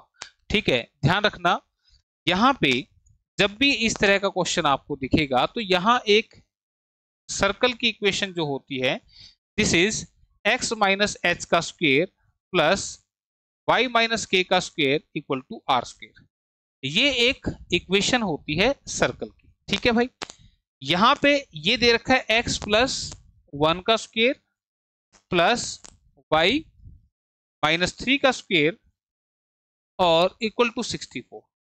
ठीक है, तो इसको जब हम करते हैं, और आपको बता दें यहाँ पे h और k क्या है, ये सेंटर के कोऑर्डिनेट्स होते हैं और ये जो होता है ये आपका रेडियस होता है। इसका मतलब आर स्क्वायर की वैल्यू आपको 64 मिल गई और आर की वैल्यू निकालेंगे तो दिस इज इक्वल टू 8। क्या यहां तक बात समझ में आई? मैं फिर से एक बार बता देता हूं, ये एक सर्कल की इक्वेशन होती है, this is x minus h का square plus y minus k का square equal to r square. तो जैसे ही हम इन दोनों को कंपेयर करेंगे तो यहां से आर स्क्वायर की वैल्यू आपको मिलेगी 64 और रेडियस मिल जाएगा आपको 8। अब रेडियस जैसे आपको मिल गया तो यहां पर मैं एक छोटी सी ट्रिक लिख रहा हूं कि अगर किसी सर्कल के अंदर मैक्सिमम साइज का रेक्टेंगल बनाया जाएगा तो उसका जो एरिया होगा this is equal to 2r square. ठीक है, याद रखना इस बात को, 2r स्क्वायर का मतलब 2 इंटू 8 का स्क्वायर, तो 8 का स्क्वायर कितना होता है 64 और 64 दूनी होता है 128। तो जवाब बन गया आपका 128, ऑप्शन नंबर डी में लिखा हुआ है। क्लियर है? ये बात आपको समझ में आ गई हो? अगर नहीं समझ में आई तो फिर आप इसको इस तरह से भी कर सकते हैं। ध्यान दीजिएगा, एक सर्कल के अंदर मैक्सिमम एरिया का आपको एक रेक्टेंगल बनाना है तो वो हम क्या बनाएंगे, एक स्क्वायर बनाएंगे। स्क्वायर जो होता है जिसे आप हिंदी में वर्ग बोलते हैं वो भी एक रेक्टेंगल जिसके अंदर 4 भुजाएं होती हैं। ठीक है, वो होता है। तो ये आपको स्क्वायर का एरिया निकालना है। ध्यान दीजिएगा, रेडियस हमने निकाला है 8, तो रेडियस होता है यहां से यहां तक। क्यों भाई, ये रेडियस हुआ ना, तो ये 8 है तो इधर भी 8 होगा, यानी कि हमें जो है वो इसका डायमीटर मिल चुका है किसका, स्क्वायर का। तो स्क्वायर का जो डायमीटर होता है दिस इज √2 टाइम्स साइड, जो कि किसके बराबर हो गया, 8 और 8 16। ए की वैल्यू क्या आ गई 16 बटे में √2, और अगर बात की जाए एरिया की वर्ग के तो वो होता है साइड का स्क्वायर, यानी कि 16 बटे में √2 इंटू 16 बटे में √2 से 2 बनेगा, 2 अट्ठे 16 और 16 अट्ठे 128। तो आप ऐसे भी कर सकते हैं। ठीक है, बट ये ट्रिक ज्यादा फास्ट आपको आंसर देगी। क्लियर? ये मैंने क्या किया है, मैंने इसका डायगोनल निकाल दिया। विकर्ण जो होता है वो √2 टाइम भुजा के बराबर होता है। स्क्वायर का विकर्ण का फार्मूला है, ये 16 है, ए की वैल्यू 16 बटे √2, और एरिया के लिए साइड का स्क्वायर करेंगे तो 16 बटे √2 16 बटे में √2, ये करेंगे तो आपका आंसर आ जाएगा। ठीक है, क्लियर? नेक्स्ट क्वेश्चन,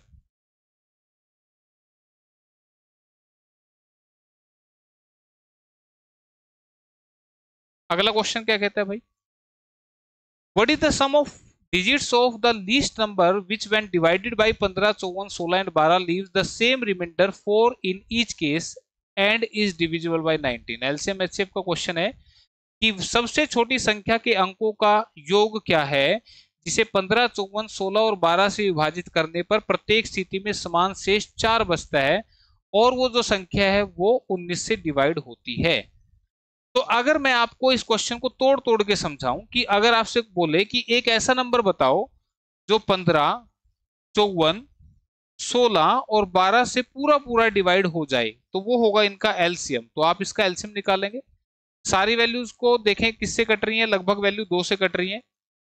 2 से 27 पे, 8 पे, 6 पे, फर्दर 2 से कट रही है, जब तक कोई दो वैल्यू कटती रहे तब तक आपने उस नंबर से काटते रहना है। अब देखो 3 से वैल्यूज कट रही हैं, तो 3 पंजे 15, 3 नी में 27, 3 एकम 3, जो नहीं कटे एज इट इज लिख देना। क्या फर्दर कोई दो वैल्यूज किसी एक नंबर से कट रही हैं? तो ऐसी कोई दो वैल्यूज अब नहीं है। अब मल्टीप्लाई कर दे, 2 दूनी 4 थी, 12 पंजे 60, 60 और 9 चुके 36, इनकी मल्टीप्लाई करेंगे तो 6 के 36, 6 ती 18, 3 21, 2160 जो आ गया वो इसका एलसीएम आ गया। ध्यान से समझना मेरी बात को। अगर मैं आपसे पूछूं वो सबसे छोटा नंबर बता दो जिसे मैं 15, 54, 16, 12 से भाग करूं तो पूरा पूरा डिवाइड हो जाए, तो आप कहेंगे वो होगा 2160। क्लियर है? ठीक है, तो 2160 वो नंबर है जो इनसे पूरा पूरा डिवाइड हो जाता है, लेकिन वो कह रहा है कि इनसे डिवाइड करने पर 4 बचना चाहिए, तो इसको 4 और प्लस कर देते हैं। ठीक है, तो अब जैसे आप 2164 को डिवाइड करेंगे इससे इससे इससे या किसी से भी, तो आपका 4 बचेगा। क्यों? क्योंकि हमने इसको 4 ज्यादा दे दिए। ठीक है, क्लियर है ये बात? लेकिन वो कह रहा है ये नंबर 19 से पूरा पूरा डिवाइड हो जाना चाहिए।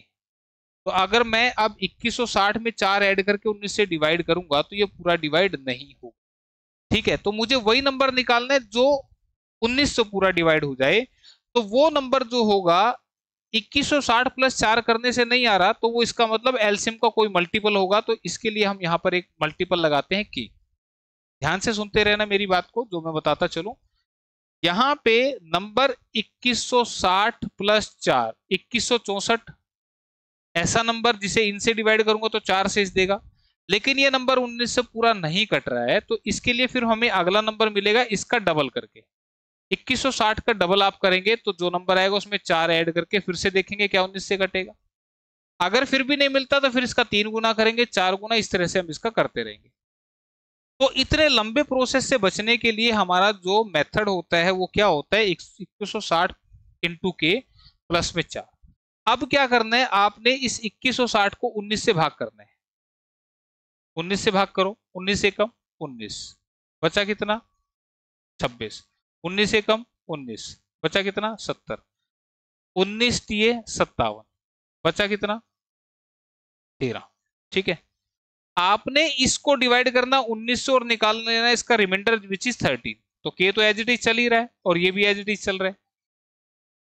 अब आपने क्या करना है, के की वैल्यूज को रखना है 1, 2, 3, 4 इस तरह से, और ऐसी वैल्यू तक पहुंच जाना है जिससे इसमें रखने पर ये पूरा पूरा 19 से डिवाइड हो जाए। बेसिकली यहां पर हम इस्तेमाल कर रहे हैं रिमाइंडर थ्योरम का, जिसको आप शेषफल प्रमेय बोलते हैं। क्लियर है? मैंने क्या किया, मैं फिर से थोड़ा सा एक्सप्लेन करता हूं। 2160 को 19 से डिवाइड किया और जो शेषफल आया, रिमाइंडर आया, उसको मैंने लिख लिया इस के साथ, और ये वाला आगे का एज इट इज कर दिया। अब के की वैल्यू को मैं 1, 2, 3, 4 इस तरह से रखूंगा और ऐसी वैल्यू निकालूंगा जिसको रखने से 19 से पूरा डिवाइड हो जाए। के को 1 रखूंगा, 13 कम 13, 4 17, 19 से नहीं कटता। 13 दूनी 26 और 4 30, 30 भी नहीं कटता। 3 रखो 13 थी 39 और 4 43, नहीं कटता। 4 रखो 13 चौके 52, 4 56, नहीं कटता। 5 रखो 13 पंजे 65 और 4 69, नहीं कटता।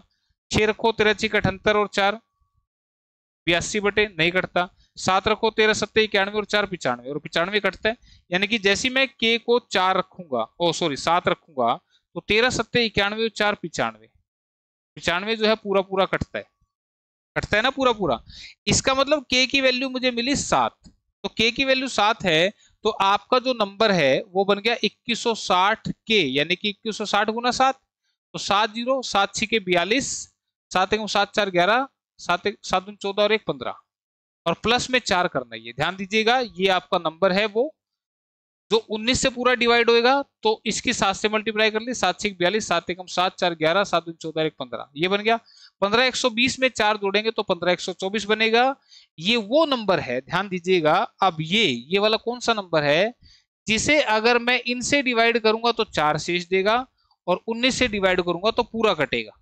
ठीक है, यही आपसे पूछ रहा था, लेकिन ये कह रहा था उस नंबर के अंकों का योग कितना होगा, तो इन सभी को ऐड करना है। तो 1 और 5 6, 7 2 9 और 4 13, तो आंसर बनेगा आपका 13। तो 13 ऑप्शन नंबर ए में लिखा हुआ। क्लियर? ये आपसे पूछ रहा था उस संख्या के अंकों का योग कितना होगा, तो 13 इस क्वेश्चन का आंसर होगा। क्लियर है? बात समझ में आ गई आपको? तो ये करना था आपने। नेक्स्ट क्वेश्चन की तरफ बढ़ेंगे।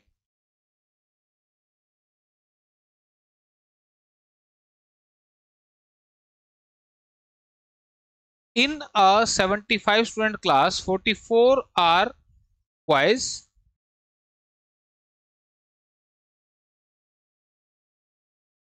44% are boys and rest are girls. The average marks of boys are 66 and of the girls are 72. Find the average of the class. 75 विद्यार्थियों की एक कक्षा में 44% लड़के हैं और शेष लड़कियां हैं। लड़कों के औसत अंक 66 और लड़कियों के 72 है। तो कक्षा के औसत अंक, ध्यान दीजिएगा यहाँ पे जो औसत अंक पूछ रहा है वो परसेंटेज में पूछे जा रहे हैं। तो अगर हम इस नंबर का इस्तेमाल नहीं भी करेंगे तो कोई दिक्कत नहीं है, ठीक है। आप नंबर का इस्तेमाल करके भी निकाल सकते हो, लेकिन नंबर का इस्तेमाल नहीं भी करेंगे तो कोई दिक्कत नहीं आएगी। आप देखिए यहाँ पर जो 44% हैं वो बॉयज हैं, यानी कि बॉयज जो है वो 44% है। इसका मतलब ये हुआ कि 100 में से 44 जो है वो बॉयज हैं। तो गर्ल्स कितनी हो गई 56 और टोटल कितने हो गए 100। अब ये मत बोलना कि सर यहाँ तो टोटल 75 दे रखे हैं। भाई आप 75 का 44%, इस 75 का 44% निकाल के भी आ सकते हैं, ऐसे करेंगे तब भी आंसर आएगा। लेकिन यहाँ पे आंसर परसेंटेज में पूछा है तो हम इस नंबर का इस्तेमाल नहीं भी करेंगे तो भी आंसर आएगा, ठीक है। बॉयज हैं 44%, यानी कि 100 में से 44 बॉयज हैं, तो गर्ल्स हो गई 56 और टोटल हो गए 100। रेशियो बना लेते हैं, 2 से 2 दूनी 4, 2 दूनी 4 या 4 से काट देते हैं। 4 से 11 पे कटा, 4 से 14 पे कटा, इक्वल टू 4 से 25 पे कटा, ठीक है। अब बॉयज हमने ले लिए 11, गर्ल्स ले लिए हमने 14 और टोटल हो गया इनका 25, ठीक है भाई, कोई दिक्कत तो किसी को नहीं है। अब देखो सीधा सा एक काम करना है। बॉयज के एवरेज मार्क्स है 66, यानी कि आपने 11 की मल्टीप्लाई करनी है 66 से, और गर्ल्स के एवरेज मार्क्स है 72, तो 14 की मल्टीप्लाई करनी है आपने 72 से। और पूछ रहा पूरी क्लास के, तो पूरी क्लास के 25 की एवरेज कितनी होगी, तो वो मुझे नहीं मालूम, इसलिए मैंने उसको एक्स से कर दिया।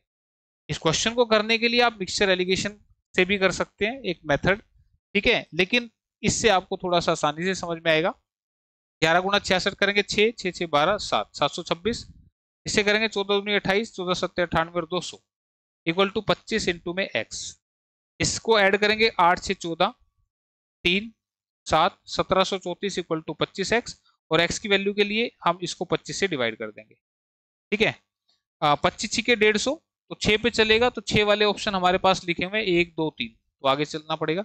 25 के 150 और बच गया कितना 23, 25 नी में 225, 69 पॉइंट समथिंग आएगा। 69 पॉइंट समथिंग ऑप्शन बी में लिखा हुआ है, बस यही आंसर है। आगे आप करके देख सकते हैं, लेकिन मैंने देखा 69 आया तो आंसर ऑप्शन नंबर बी में लिखा हुआ है, ठीक है।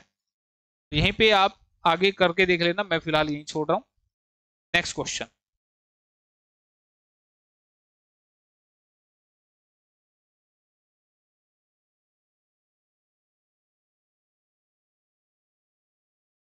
if 5a ratio 2b equal to 3 ratio 2 and 3b ratio 7c equal to 5 ratio 7, then the value of a ratio b ratio c is equal to which of the following। यदि 5a अनुपात 2b 3 अनुपात 2 है और 3b अनुपात 7c 5 अनुपात 7 है, तो abc का अनुपात क्या होगा। ध्यान दीजिएगा, 5a अपॉन में 2b आपको दे रखा है ये, ठीक है भाई, 5a अपॉन में 2b ये दे रखा है। तो ध्यान दीजिएगा यहां पे इस 2 से ये कट गया, नीचे से नीचे ऊपर से ऊपर काट सकते हो, ठीक है। अब कटने के बाद जो बच गया उसको क्रॉस में मल्टीप्लाई करना है, यानी कि 5 को इधर मल्टीप्लाई करेंगे तो नीचे आ जाएगा 5, इसकी इधर मल्टीप्लाई करेंगे तो ये आएगा 3, और यहां से मैं कह सकता हूं कि ए बी का अनुपात जो आ गया वो आ गया 3:5, ठीक है भाई, क्लियर है। यहां नीचे से नीचे काट दिया, 5 की इधर नीचे मल्टीप्लाई होगी और इधर 3 रह गया। फिर बोल रहे हैं कि 7c, ओ sorry 3b 7c, 3b upon में 7c इक्वल टू कितना है भाई 5/7।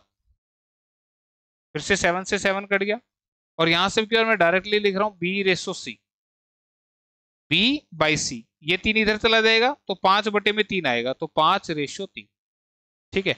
अब यहां से आपको निकालना है ए बी सी का रेशियो, तो उसके लिए इस लाइन की मल्टीप्लाई कर दे 3 पंजे 15, इसकी मल्टीप्लाई कर दे 5 3 15, और इसकी मल्टीप्लाई कर दे 5 पंजे 25, ठीक है। बात आई समझ में, फिर से सुन लीजिएगा, इसकी मल्टीप्लाई 3 पंजे 15, 5 पंजे 25 बीच वाला, और 5 3 15, ध्यान रखना, but sequence a b b c जिस पे खत्म है उस पे शुरू होना चाहिए। अब ये कट रही है तो काट दो वैल्यू, 5 3 15, 5 पंजे 25, 5 3 15, तो 3 5 3, 3 5 3 इसका आंसर बनेगा, ऑप्शन नंबर ए में लिखा हुआ है 3:5:3। ठीक है भाई, क्लियर है, बात समझ में आ गई। Next question.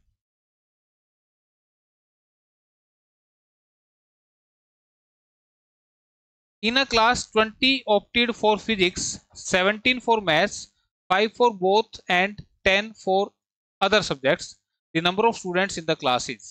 एक कक्षा में 20 ने भौतिक विज्ञान, 17 ने गणित, 5 ने दोनों विषय तथा 10 ने अन्य विषयों का चुनाव किया, तो कक्षा में विद्यार्थियों की संख्या कितनी है।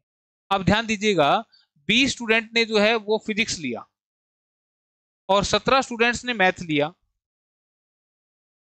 और 5 स्टूडेंट ने दोनों लिए, तो इसका मतलब वो तो 5 स्टूडेंट है वो यहां भी आ रखे हैं, यहां भी आ रखे हैं।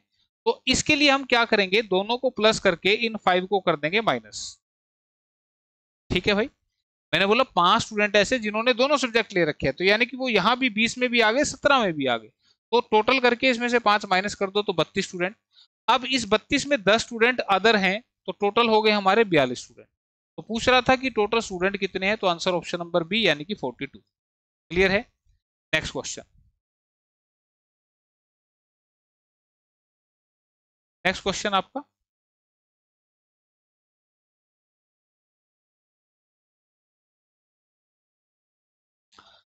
a man travels 100 kilometer distance at 60 kilometer per hour speed and next 150 kilometer distance at x kilometer per hour.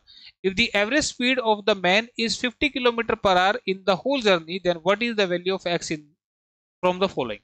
एक आदमी 100 किलोमीटर की दूरी 60 किलोमीटर प्रति घंटा की गति से तय करता है और 150 किलोमीटर की दूरी x किलोमीटर प्रति घंटा की गति से तय करता है। यदि पूरी यात्रा में आदमी की औसत गति 50 किलोमीटर प्रति घंटा है तो x का मान क्या होगा।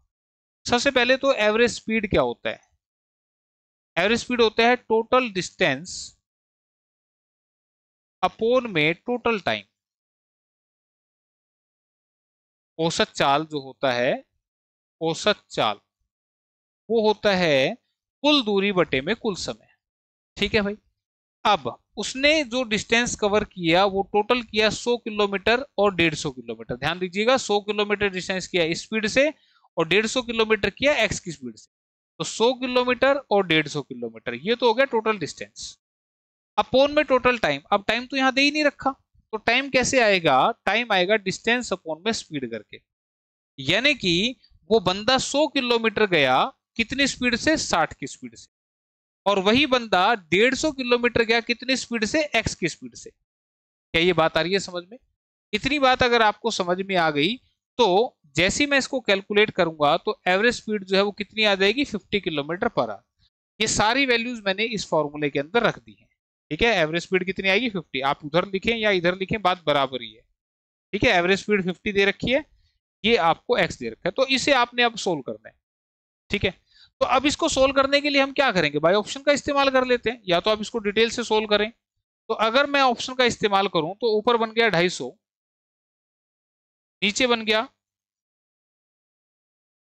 5/3 और प्लस में 150 बटे में एक्स की वैल्यू। तो एक्स की वैल्यू ऑप्शन ए अगर मैं लेता हूं तो ये 45 आ रहा है, काटेंगे 15 धाए 150, 15 ये 45। ठीक है, तो सोल्व करें 250 बटे में, बेस सेम है तो डायरेक्टली आप 5 + 10 15 बटे में 3 कर सकते हैं। ठीक है, 15 बटे में 3। ठीक, अब ये 3 ऊपर चला जाएगा कैलकुलेशन में, तो 3 से 5 पे कटा, 5 से 50 पे कटा, तो 50 आ गया, इधर भी 50 है, तो इसका मतलब ऑप्शन ए इसका आंसर है। ठीक है, ज्यादा पंगे नहीं लेने आपने, एक्स की वैल्यू ऑप्शन में से उठाओ और ऐसी उठाओ जिससे ये 150 कट रहा हो आपका। देखो अगर मैं 44 रखता या 43 रखता तो 150 नहीं कट रहा था। ठीक है, 2 से कट रहा था फिर आगे दिक्कत देती, तो इसलिए फिर हमने इसको ऐसी वैल्यू देख लेनी है ऑप्शन से रख के, जिससे आपका यहाँ पे आंसर जल्दी आ जाए। ठीक है, तो क्लियर है, ऑप्शन ए इसका जवाब है। ये आपका कंसेप्ट है एवरेज स्पीड का। ठीक, नेक्स्ट क्वेश्चन आपका एपी सीरीज का क्वेश्चन है और थोड़ा सा एक अच्छे लेवल का क्वेश्चन यहाँ पर दिखाई दे रहा है। ये क्वेश्चन है कि if the sum of n terms of an arithmetic progression is given by Sn = n² + n, then the common difference of the arithmetic progression is. एक समांतर श्रेणी के n पदों का योग Sn = n² + n है, तो समांतर श्रेणी का उभयनिष्ठ अंतराल कितना होगा। देखो क्वेश्चन जो भी है what ever it be, AP series का क्वेश्चन है, थोड़ा सा अच्छे लेवल का क्वेश्चन है, लेकिन समझने के लिए हम छोटा सा एक एग्जांपल देखते हैं। ठीक है, ध्यान से समझना। एपी सीरीज है हमारी ये 5, 10, 15, 20, ये मेरी कोई एक एपी सीरीज है। ठीक है, अगर जिसको ये एग्जांपल समझ में आ गए वो क्वेश्चन को आसानी से कर सकते हैं। कंसेप्ट सिखा रहा हूं। आप मुझे बताइए सम ऑफ फर्स्ट टर्म कितना आएगा, 5 ही आएगा। देखो सम ऑफ फर्स्ट टर्म, एक टर्म का सम 5 ही आएगा। सम ऑफ टू टर्म्स, दो टर्म का सम कितना आएगा, 10 और 5 15। सम ऑफ थ्री टर्म्स, 15 10 25 और 5 30। सम ऑफ फोर टर्म्स, 20 30, 30 और 20 50। कोई दिक्कत है यहां तक? किसी को भी कोई दिक्कत मेरे ख्याल से नहीं होनी चाहिए। ठीक है, इस टर्म को बोलते हैं first term which is A1, इस टर्म को बोलते हैं second term which is A2, इसको बोलते हैं third term which is A3 और इसको बोलते हैं fourth term which is A4। ठीक है, अब ये टर्म्स कैसे निकलती हैं? A1 को कैसे निकालते हैं, सम 1 से। A2 को कैसे निकालते हैं, S2 माइनस S1 से। A3 को कैसे निकालते हैं, S3 माइनस S2 से। और A4 को निकालते हैं S4 माइनस S3 से। मतलब क्या है भाई इसका, कि A1 जो होता है वो फर्स्ट टर्म का सम यानी कि 5 ही होता है। A2 जो होता है वो दो टर्म के सम में से एक टर्म का सम माइनस कर दो, यानी कि 15 में से 5 माइनस कर दो, ये आ गया आपका 10। थर्ड टर्म कैसे निकलता है, तीन टर्म के सम में से दो टर्म का सम, तो तीन टर्म का सम है 30, दो टर्म का सम है 15, तो 30 में से 15 गए, कितने आए, 15। फोर टर्म आएगी, चार टर्म के सम में से तीन टर्म का सम माइनस कर दो, तो 50 में से 30 गया, कितना है, 20। तो आप देखो 5 10 15 20, यही एपी सीरीज आ रही है ना। तो अगर आपको ये कंसेप्ट समझ में आ गया तो अब ये वाला क्वेश्चन जो है वो हमारा बिल्कुल बच्चा क्वेश्चन बन गया। कैसे, मिटा दूं इसको, देखिएगा। ये अगर समझ में आ गया था तो अब देखो क्या करना है आपने। आप देखो यहाँ पे sum of n terms, this is n square plus में n। हम n को पुट करेंगे 1 2 3 एंड सो। जैसे n को 1 पुट किया तो s1 कितना आ गया, 1 का स्क्वायर प्लस 1 यानी कि 2। s को 2 पुट किया तो 2 का स्क्वायर प्लस में 2 6। s को 3 पुट किया तो 3 का स्क्वायर प्लस में 3, 9 और 3 12। 4 पुट किया तो 4 का स्क्वायर प्लस में 4 20। क्लियर है? ध्यान दीजिएगा, फर्स्ट टर्म कैसे मिलेगा, s1 यानी कि 2। सेकेंड टर्म कैसे मिलेगा भाई, this is s2 minus s1 यानी कि 6 में से 2 गए, कितना, 4। थर्ड टर्म कैसे मिलेगा भाई, S3 माइनस S2, 3 माइनस 2, 12 में से 6 गए, 6। फोर्थ टर्म कैसे मिलेगा, A4, some of four term में से सम ऑफ थ्री टर्म्स माइनस कर दो, तो फोर टर्म 20 में से 12 गए, कितने, 8। क्लियर है? तो जैसे ही आपने किया तो फर्स्ट टर्म आपको मिला 2, second term 4, third term 6, fourth term 8। तो कैसे मिल रही है हर बार, 2 2 प्लस करके। तो ये आपकी एपी सीरीज आ रही है यहाँ पे, और यही आपका कॉमन डिफरेंस विच इज 2। तो आंसर ऑप्शन नंबर सी मिलेगा। क्लियर है? बात समझ में आई आपको जो मैं बताने की कोशिश कर रहा हूं? तो मुश्किल नहीं है, बशर्ते कि आपके दिमाग में कंसेप्ट हो, आप चीजों को फिर कर सकते हैं। ये एपी सीरीज का जो था क्वेश्चन मैंने समझाया तरीके से, आपको बताई सारी बातें। क्लियर है? Next question, Kavya and Vidya are friends. What is the probability that both will have the same birthday ignoring a leap year? Kavya और दिव्या दोस्त हैं, इसकी क्या प्रायिकता है कि दोनों का जन्मदिन एक ही दिन होगा और एक लीप वर्ष को आपने अनदेखा करना है, यानी कि उसको कंसीडर नहीं करना है। प्रायिकता, प्रायिकता जिसको आप प्रोबेबिलिटी बोलते हैं, इसको मैं हिंदी में समझाता हूं, होने की संभावना बटे में कुल संभावना। होने की संभावना बटे में कुल संभावना मतलब क्या, आप मुझे बताइए। एक साल में कितने दिन होते हैं, 365। तो टोटल 365 दिन में से कोई भी एक दिन, ठीक है, वो 1 तारीख 2 तारीख जनवरी की, 3 तारीख 4 तारीख 5 तारीख, कोई भी एक दिन होगा। तो कोई भी एक दिन जिस दिन दोनों का बर्थडे सेम होगा, तो वो कोई भी एक तारीख होती है, और एक तारीख किसी भी महीने की एक ही बार आती है, यानी कि जनवरी की 5 तारीख 5 ही को आएगी, ठीक है, उसके बाद नई तारीख 6 आएगी, 7 आएगी, इस तरह से। तो होने की संभावना एक ही दिन होगा जिसको दोनों के बर्थडे सेम होंगे, और अपोन में टोटल डेज कितने, 365। तो आंसर बनेगा ऑप्शन नंबर ए। क्वेश्चन हो चुका है, खत्म। ठीक है, इजी क्वेश्चन था। क्लियर? प्रोबेबिलिटी के क्वेश्चन जो है इस शिफ्ट में कई सारे पूछे गए हैं। नेक्स्ट जो क्वेश्चन है आपका, What amount is to be repaid on a loan of rupees 12,000 for 1.5 year at 10% per annum compounded half yearly?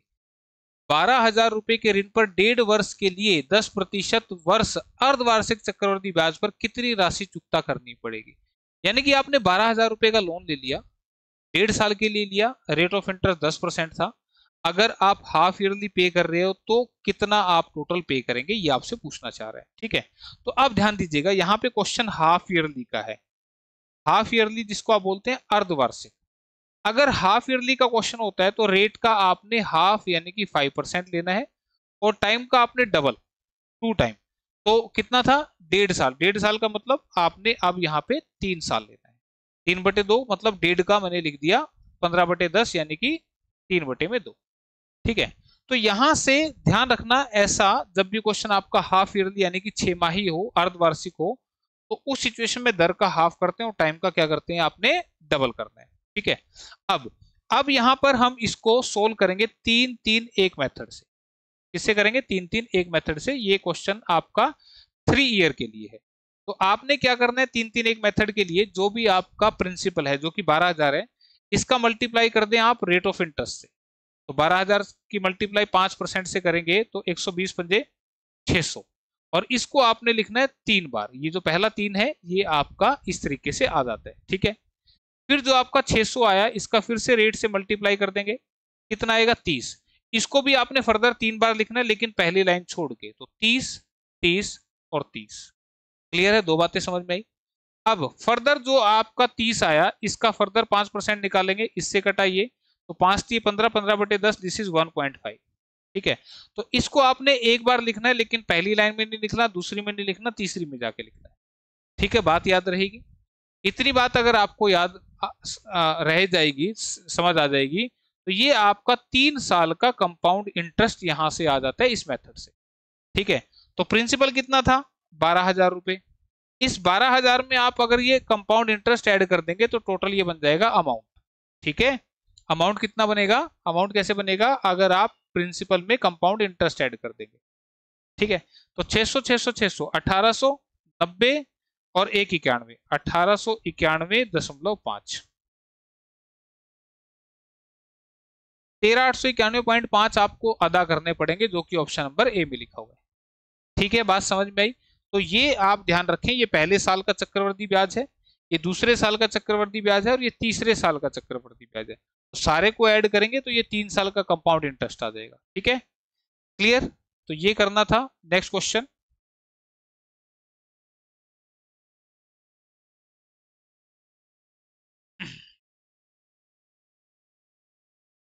two players Udbhavi and Pooja play a tennis match. It is known that the probability of Udbhavi winning the match is 0.62. What is the probability of Pooja winning the match? दो खिलाड़ी उद्भवी और पूजा एक tennis match खेलती हैं।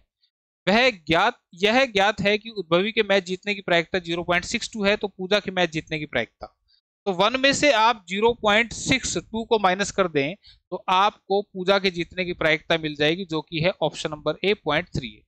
ठीक है, तो 1 में से आपने माइनस कर देना है, आपका जवाब मिल जाएगा। अगला question, a box containing 3 blue, 2 white and 4 red marbles. If a marble is drawn at random from the box, what is the probability that it will be white? एक डिब्बे में 3 नीले, 2 सफेद और 4 लाल कंचे हैं। यदि डिब्बे में से एक कंचा यादृच्छिक निकाला जाता है तो इसके सफेद होने की प्रायिकता क्या है?